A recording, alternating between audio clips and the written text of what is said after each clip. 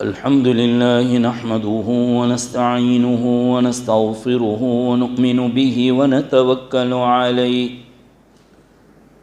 ونعوذ بالله من شرور أنفسنا ومن سيئات أعمالنا من يهده الله فلا مضل له ومن يضلله فلا هادي له ونشهد أن لا إله إلا الله وحده لا شريك له ونشهد أن سيدنا ونبينا ومولانا محمدا عبده ورسوله صلى الله تعالى عليه وعلى آله وأصحابه وأزواجه وأتباعه وبارك وسلم تسليما كثيرا. أما بعد فأعوذ بالله من الشيطان الرجيم. بسم الله الرحمن الرحيم. شهر رمضان الذي أنزل فيه القرآن هدى للناس وبينات من الهدى والفرقان فمن شهد منكم الشهر فليصم. صدق الله العظيم. اللهم بارك لنا في رجب وشعبان وبلغنا رمضان. بزرگان محترم و برادران عزیز، دعا فرمائیں کہ حق تبارک و تعالیٰ اپنے فضل و کرم سے کچھ ایسی کام کی باتیں کہلوا دے جو میرے اور آپ سب کے حق میں مفید اور کارگر ثابت ہو، اور کہی سنی باتوں پر اللہ تعالی ہم تمام کو عمل کی توفیق نصیب فرمائے۔ قرآن کریم کی ایک مشہور آیت جس میں رمضان المبارک کے فضائل بیان کیے ہیں وہ تلاوت کی، اور ایک دعا جو آپ کے یہاں بلیک بورڈ پر بھی لکھی گئی ہے۔ بعض حدیث سے معلوم ہوتا ہے کہ اللہ کے نبی صلی اللہ علیہ وسلم رجب کا چاند دیکھتے۔ رجب یہ جو مہینہ چل رہا ہے جس کی آج 16ویں تاریخ ہے اسلامی، تو اس کا جب چاند نکلتا تھا تو اس وقت یہ دعا پڑھتے تھے۔ ہمارے بزرگوں کا بھی معمول رہا ہے اس دعا کے پڑھنے کا۔ اس دعا میں ہمارے لیے پیغام ہے۔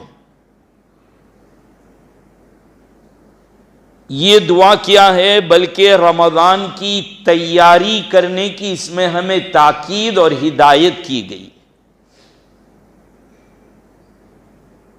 دیکھیے، دنیا والوں کے لیے، بیپاریوں کے لیے، تاجروں کے لیے دنیا کمانے کی اور بیپار کی ایک سیزن نکلتی ہے، موسم آتی ہے۔ جیسے جب شادی کی موسم نکلتی ہے تو اس وقت بیپاری ایکٹیو ہو جاتے ہیں۔ ہندو مسلمانوں کے جب تہوار آنے لگتے ہیں تو اس وقت ہر بیپاری اپنی دکان کو تیار کر لیتا ہے،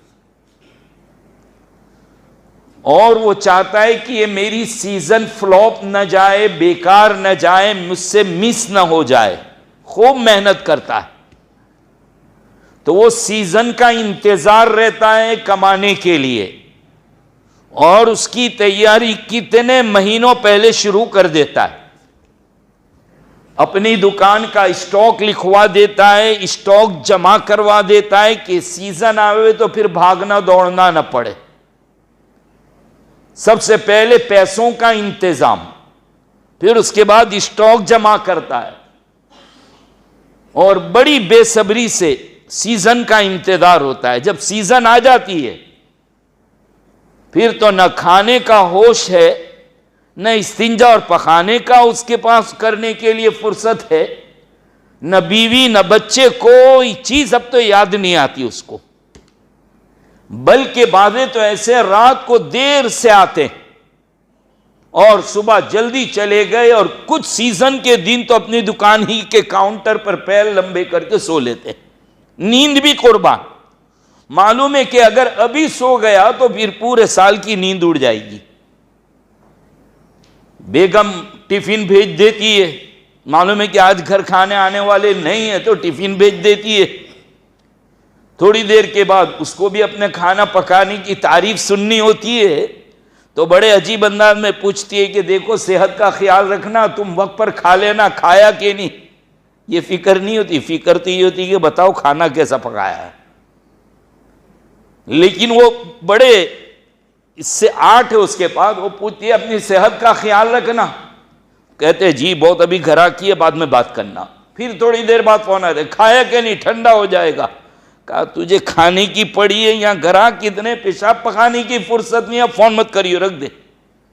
یعنی وہ بیوی جس کے ساتھ جتنے پیار اور محبت سے بات کر رہا تھا وہ بھی زہر جیسی لگ رہی ہے, کیونکہ سیزن ہے سامنے, کمانا ہے اس کو, کوئی چیز اچھی نہیں لگتی, وہ اور اس کی دکان, بس وہ چاہتا ہے کہ جی بھر کے میں کما لوں اس کو.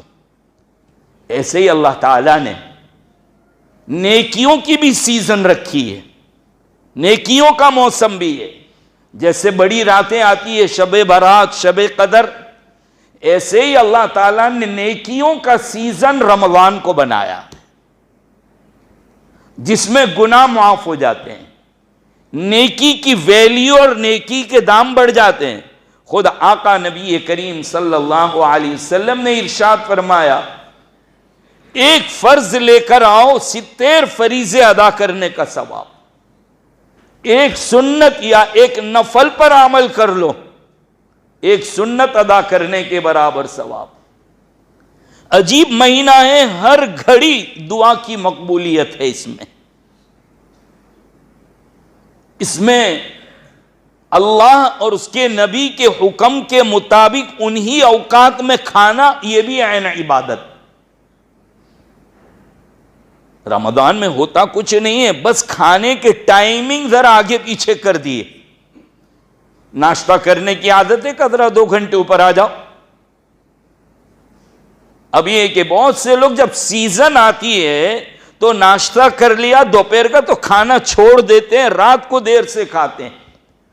اس وقت ان کو بھوک نہیں ستاتی, لیکن پتہ نہیں رمضان کے روزے میں کیوں بھوک ستا دیتی ہے ان کو. تو رمضان میں کھانے پینے کے ٹائمنگز اب اپنی مرضی سے نہیں ہے, اللہ کی مرضی سے. افطاری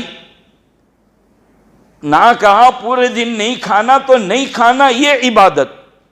لیکن جب آفتاب غروب ہو گیا, سورج چھپ گیا, کہا خبردار اب دیر مت کرنا, ورنہ نبی کا فرمان تو میرا نہیں میں تیرا نہیں. افطاری میں اب جلدی کرو جب آفتاب چھپ گیا.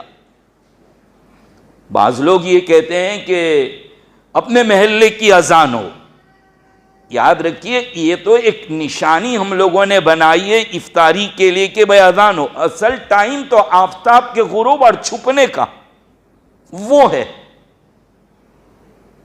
لیکن یہ کہ جو جلدی کرے, بس آفتاب غروب ہونے کے بعد دیر نہیں کرے. کوئی صوفی صاحب بن جائے کہ ہم تو پہلے نماز پڑھ لیں گے مغرب کی, پھر افطاری کریں گے. کہا نہیں خبردار, پہلے کھجور کھا کے کم از کم افطاری کر لیں, کھانا پیٹ بھر کے بعد میں کھائیو, ابھی دیر نہیں کرنی ہے.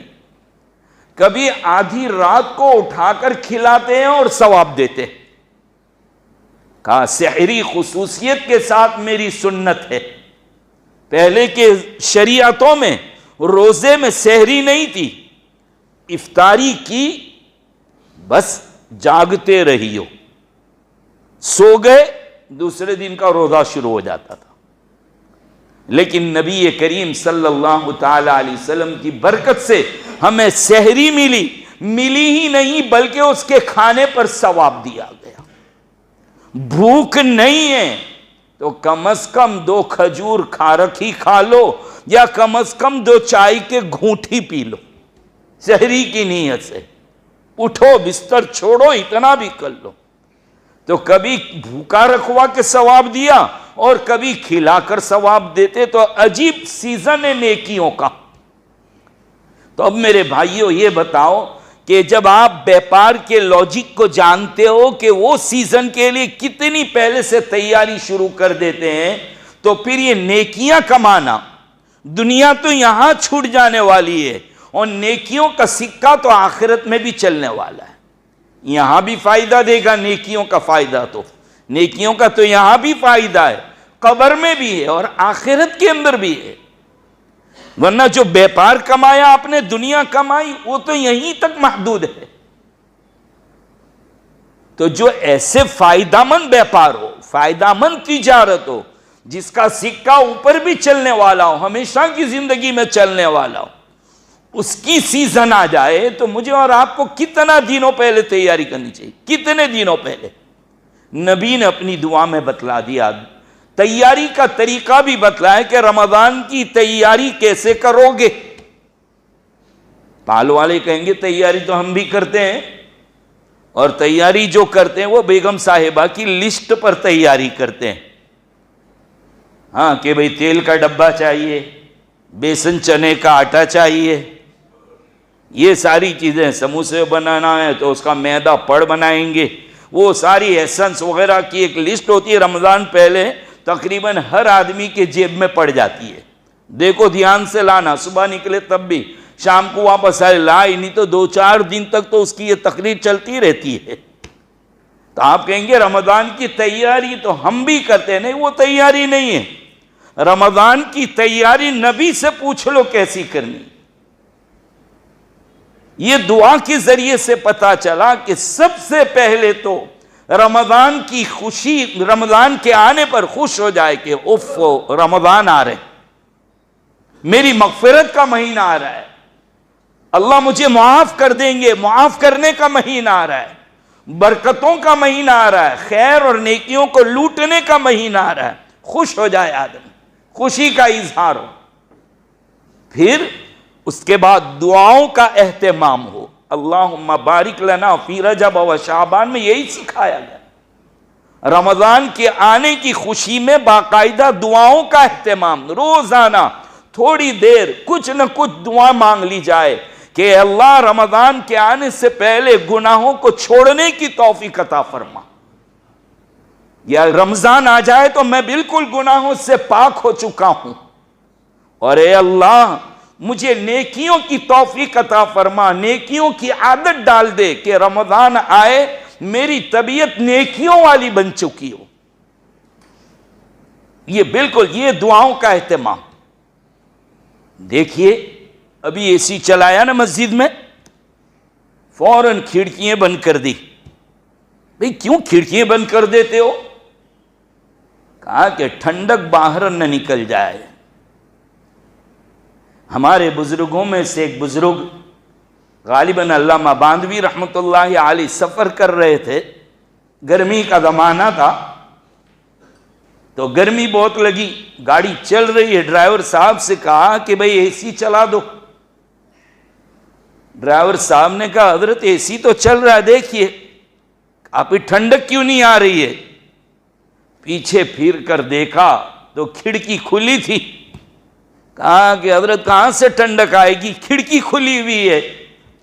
حضرت دیکھو اللہ والے کہاں سے سبق نکال لیتے ہیں، فوراً کہا ہاں بھائی نیکیوں کا اے سی تو چلتا ہے لیکن گناہوں کی کھڑکی کھلی ہوئی ہے، ٹھنڈک نکل جاتی ہے۔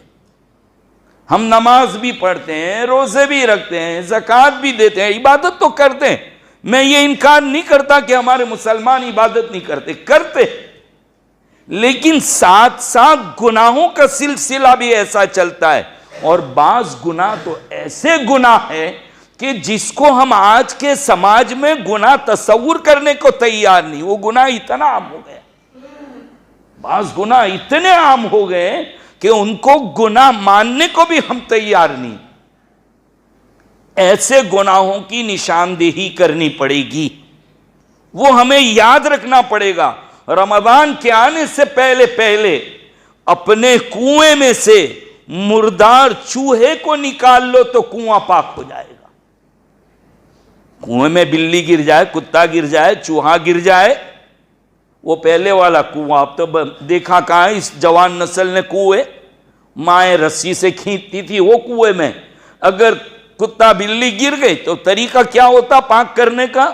مفتی صاحب سے پوچھ لیتے، وہ کہتے کہ اتنی ڈول پانی نکال لو اندر سے، اور پہلے مردار کو نکال لینا، پھر اتنی ڈول 60 ڈول 40 ڈول نکال کے پھینک دو، کنواں پاک ہو جائے گا، رسی وسی دھونے کی ضرورت نہیں ہے۔ لیکن پورا کنواں خالی کر ڈالا، مردار کو نہیں نکالا تو کنواں پاک نہیں ہوگا۔ اس لیے پاک کرنے کے لیے اپنے آپ کو گناہوں کا مردار جو پڑا ہوا ہے پہلے اس کو نکال دو، پھر توبہ کرنا شروع کر دو، دیکھو اللہ کیسے معاف کر دیں گے، کیسا معاف کر دیں گے اللہ تعالی۔ ہاں میرے بھائیو، رمضان آ رہی ہے جس کا ایک ایک لمحہ بہت قیمتی لمحہ ہے۔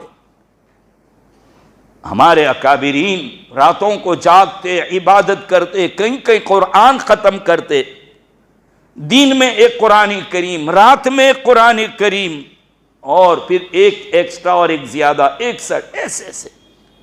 لیکن ابھی لاک ڈاؤن میں جہاں یہ محرومی رہی کہ بہت مسجدوں میں آنا نہیں ملا، سٹی کے اندر یہ حال رہے، لیکن وہاں کچھ اللہ کے لاڈلے بندے ایسے بھی تھے کہ جب کوئی کام دھندہ نہ رہا تو موبائل سے فائدہ نہیں اٹھایا بلکہ تلاوت قرآن سے۔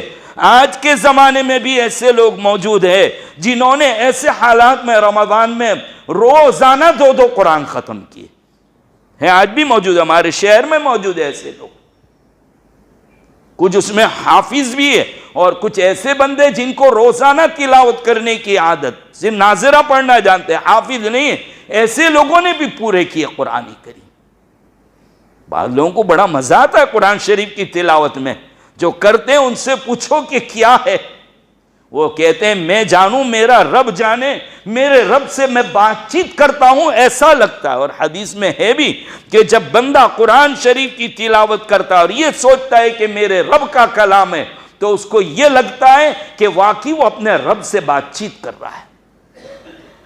یہ ہے قرآن کریم کی تلاوت۔ خیر تو میرے بھائیوں، رمضان کا ایک ایک لمحہ بڑا قیمتی ہے، اس میں عبادت کے دام بڑھنے والے، سیزن بڑھنے والی ہے۔ ہمارے حضرت مولانا احمد اللہ صاحب راندیری رحمت اللہ علیہ جو بڑی عجیب مثال دے کر سمجھایا کرتے تھے، عجیب مثال دے کر فرماتے تھے کہ اگر یہ اعلان ہو جائے کہ تمہاری کھڑکیوں کی جو کڑیاں ہے، جو لوہا ہے، سونے کے دام اس کی قیمت دی جائے گی، بتاؤ کیا کرو گے تم لوگ؟ کیا اپنے گھر بھی ویران کر ڈالو گے کہ بھائی کھڑکی تو بعد میں بھی لگے گی، ابھی تو سننے کا دام مل رہا ہے، لاؤ؟ گھر کو بھی اجاڑ دیں گے، کتنی محنت کریں گے۔ بس یہی ہے کہ ہمارے لوہے اور پلاسٹک ٹوٹے ہوئی نیکیاں، اس کا سونے سے بھی بڑھ کر دام ملنے والا ہے۔ اس کے لیے اپنے آپ کو تیار کرنا ہے۔ سب سے پہلے جیسے ہم لوگ کیا کہتے ہیں، بعض لوگوں کو رمضان میں روزہ لگتا ہے، بھئی لگتا ہے کہ نہیں پال والو؟ ہاں لگتا ہے۔ بعض لوگوں کو تو عصر کے بعد بہت سنبھالنے پڑتے ہیں ایٹم بم کی طرح، ایسا لگتا ہے کہ ابھی پھٹیں گے، بہت سنبھال کر اس کو مت چھیڑیو۔ کہا کیوں؟ کہا بس جانے دو، ابھی روزہ ہے، اس کا روزہ رکھا، اللہ پر احسان کیا۔ روزہ لگتا ہے، روزہ لگنے کی چیز نہیں ہے، کیوں لگتا ہے وہ بھی تو پوچھو، کیوں لگتا ہے روزہ؟ لائی گئی 2 خواتین کو اللہ کے نبی صلی اللہ علیہ وسلم کی بارگاہ اور خدمت میں، کہا روزے میں بے چین ہے، تکلیف ہو رہی ہے، روزہ لگا ہوا ہے؟ کہا ہاں۔ کہا ایک کٹورا لاؤ، پیالہ لاؤ۔ فضائل صدر روز رمضان کے اندر یہ حدیث سنی ہوگی، کٹورا لاؤ بھائی، پیالہ لایا گیا، کہا قے کرو، وامٹ کرو، الٹی کرو۔ اب جو قے کی تو کچا گوشت اور خون نکل رہا ہے۔ کہا کسی کی غیبت کی تھی؟ ہاں تیری میری کی تھی، پیٹ پیچھے کسی کی برائیاں کی تھی۔ کہا یہ اسی کا نتیجہ۔ تو روزہ کب لگتا ہے؟ جب روزے کی حالت میں کوئی گناہ ہوتا ہے، کیونکہ روزہ مکمل نیکی صبح سے لے کر شام تک، اب اس میں کوئی گناہ ہوگا تو سب سے پہلے کس کو بچانا ہے؟ اس کی پریکٹس ابھی سے کرنا ہے۔ یہ حضرت کو، یہ 32 سیکورٹی گارڈ کے بیچ میں بیٹھی ہوئی حضرت زبان، جرمہ صغیر و جرمہ کبیر، جس کا قد اور سائز بڑی چھوٹی اور دھندے بڑے بڑے ہیں اس کے، کام پہ لگا دیتی ہے سب کو، گڑبڑ یہ کرتی ہے اور مار ہاتھ پاؤں کو کھانے پڑتے ہیں، تماچا گال پہ پڑتا ہے، اور یہ اماں جی تو بول کے چلی جاتی ہے اندر، اور بیماری کے عالم میں بھی خوب جم کے کھاتی ہے۔ ہاں یہ آ جاوے، یہ چھل جاوے تو پھر کوئی کھا کے بتاؤ، یہ ہے بڑی خطرناک۔ ہمارے استاد حضرت مولانا ابرار احمد صاحب دہلوی نور اللہ مرقدہ، وہ یہ فرماتے تھے کہ یہ اتنی خطرناک ہے کہ بغیر بولے ہوئے بھی جھگڑا کرواتی ہے، کہ صرف سامنے والے کا منہ دیکھو اور دانتوں کے باہر سے نکالو اس کو اور تھوڑی ہلا دو، ایسا کر دو، پھر دیکھو سامنے والا کیا کرے گا، کیا انجام ہوگا۔ تمہارا منہ ایسا لگے جیسے شہد کی مکھی نے کاٹ لیا ہو، 2-4 تماچے رسی، ارے بھائی مارتا کائے کو، کم بہت پاگل سمجھا جو زبان سے چڑھاتا، یہ بغیر بولے ہوئے بھی کرواتی ہے۔ اس لیے سب سے پہلی اس کی حفاظت، اسی لیے تو میرے آقا نے فرمایا 2 جبڑوں کے درمیان کی چیز اور 2 رانوں کے درمیان کی چیز، تم اس کی حفاظت کی ذمہ داری لے لو، میں تمہاری جنت کی حفاظت کی ذمہ داری لے لیتا ہوں، اس کو بچانا ہے۔ دیکھو کسی کی برائی، غیبت، اللہ کے نبی صلی اللہ علیہ وسلم نے صحابہ سے پوچھ لیا، جانتے ہو غیبت کس کو کہتے ہیں؟ بہت کام کی بات ہے، اس کو سن لینا۔ کہا اللہ کے نبی، اللہ اور اس کا رسول زیادہ جانتا ہے، آپ بتائیے۔ کہا کسی کی پیٹھ پیچھے برائی کرنا۔ تو ہمارے جیسے لوگ تھے، سوال پوچھ لیا، اللہ کے نبی میں وہ برائی کروں جو اس میں موجود ہو تو؟ کہا اسی کا نام تو غیبت ہے۔ ہم لوگ کیا کہتے ہیں، مجھے کھوٹا بولنے کی عادت نہیں ہے، میں تو وہ کہتا ہوں جو اس میں، تو اسی کو تو غیبت کہتے ہیں۔ اب غیبت کسی، اسی کا نام، کسی کے اندر جو برائی ہو، جو گناہ کیا ہو، اس کی پیٹھ پیچھے بولنا، اس کو غیبت۔ اور بعض لوگ کہتے ہیں میں تو ڈرتا نہیں ہوں، دیکھو حرام کام کو حلال کرنے کی کوشش، میں تو ڈرتا نہیں ہوں، سامنے بھی آ جاوے تو میں تو کہہ دوں، تو یہ کیا ہوا؟ تم نے حرام کام کو حلال کرنے کی کوشش کی، ایمان کے لالے پڑ جاؤ گے۔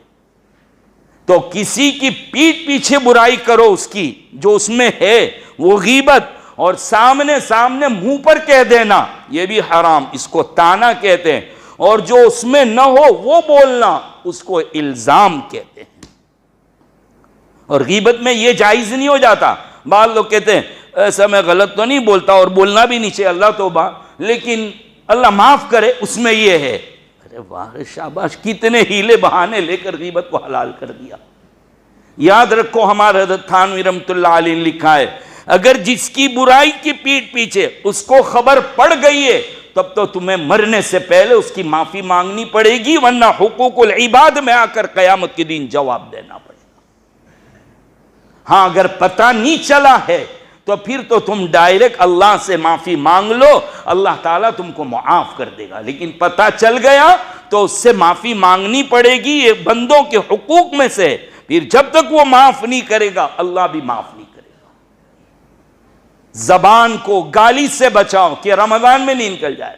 بہت سے لوگوں کو عادت ہوتی ہے، اب یہ کہ مولانا ہے تو مولانا کے قریب رہنے کے لیے بھی کا خدمت کرنا ہے، وہ بیچارہ بہت احتیاط کرتا ہے کہ مجھے تو بڑے بڑے کلام بولنے کی عادت ہے، اللہ کرے مولانا کے سامنے نہیں نکلے، لیکن جب کچھ بات کرتے کرتے ایک آدھ فون آ گیا تو اس میں بھی 2-4 سلوات سنا دیتا ہے۔ پھر کو کیا کروں یار، عادت جیسی پڑی ہے۔ ہاں یہ عادت گالی والی، اس کو روکنا ہے۔ گالی بڑی خطرناک چیز ہے۔ اگر آپ گواہی لے کر جائے کہیں اور قاضی کو یہ پتا چلے کہ بات بات پر گالی بکتا ہے تو گواہی رد کر دی جائے۔ گالی سے بچاؤ، اپنی گندی زبان کو گندی ہونے سے بچاؤ، ورنہ روزہ رکھو گے صرف بھوکا پیاسا رہنا ہوگا، ثواب کچھ نہیں ملے گا۔ اس لیے سب سے پہلے اس کی حفاظت۔ دوسرے نمبر پر آنکھوں کی حفاظت، ابھی سے پریکٹس شروع ہوا، آنکھوں کی حفاظت۔ بد نظری چاہے وہ روڈ پر ہو، کسی کے کھڑکی دروازے میں ہو، چاہے وہ پیپر کے پیجز پر ہو، چاہے وہ موبائل کے اسکرین پر ہو۔ ہمارے طلبہ بھی خوب سن لے، اس لیے کہ یہ بیماری نے تو نہ عالم کو چھوڑا ہے نہ ظالم کو چھوڑا ہے، سبھی کو ملوث کر رکھا ہے، سب اس کے اندر مبتلا ہے۔ اگر موبائل کی اسکرین پر بھی غیر محرموں کی نظریں اس کی نظر ڈالی یاد رکھو روزے کے ثواب سے محروم ہو جاؤ گے. چھپ چھپ کر دیکھتے ہو, محتمیم صاحب نہیں دیکھے, استاد صاحب نہیں دیکھے, لیکن یعلم خائنۃ الاعین, وہ اللہ تمہاری آنکھوں کی خیانت کو جانتا ہے, تم کیا دیکھ رہے ہو. وما تخفی الصدور, تم نے سینے میں کیا چھپا رکھا ہے اللہ اس کو بھی جانتے ہیں. بد نظری, میرے جوانوں, میرے نوجوانوں, اپنی زندگیوں کو برباد مت کرو. یہ سائلنٹ کلر ہے, سائلنٹ کلر ہے بد نظری. آج کہتے ہیں مولانا کدھر جاوے, جیسے وہ بنی اسرائیل کو منع کیا تھا کہ سنیچر کے دن مچھلیاں مت پکڑنا, لیکن اللہ ان کی آزمائش کرتے تھے, مچھلیاں اتنی اوپر آ جایا کرتی تھی. ہم کو بھی منع کیا بد نظری مت کرنا, لیکن اللہ ہماری بھی آزمائش کر رہے, اتنی بنی اسرائیل کی مچھلیاں اوپر آ رہی ہے آج کل. ہاں یہ بڑے کمال کی بات ہے. بد نظری بڑی خطرناک چیز ہے. علماء سے بھی کہتا ہوں, حفاظ سے بھی کہتا ہوں, اور آپ سے بھی. بہت سے لوگ کہتے ہیں کہ مولانا قرآن شریف کی تلاوت میں دل نہیں لگتا, فرصت نہیں ملتی, بیٹھتا ہوں نیند شروع ہو جاتی ہے, گھبراہٹ ہوتی ہے. ہم کون ہوتے ہیں فرصت نہ ملنے والے؟ اصل میں بزرگوں نے لکھا ہے کہ جب نظر غلط جگہ پر پڑے گی, اللہ قرآن شریف کی تلاوت کے جذبات ختم فرما دے.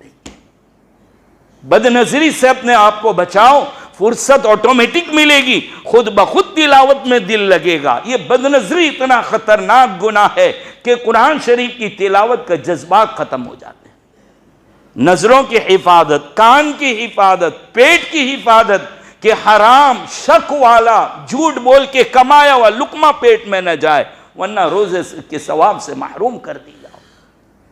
تو یہ گناہوں سے بچانا, ابھی سے قرآن شریف کی تلاوت کی عادت, پہلے دن بھائی 4 رکوع 5 رکوع, پھر 2 رکوع 3 رکوع بڑھا کر یہ عادت لے جاؤ کہ عام دنوں میں تو مہینے میں کم از کم 1 قرآن شریف ختم ہو, رمضان میں روزانہ 3 سپارے پڑھیں تاکہ 3 قرآن ختم ہو. پہلے کے زمانے میں ہم دیکھتے تھے کہ چھپ چھپ کر لوگ تلاوت کرے. بھائی چھپ کے کیوں پڑھتا ہے؟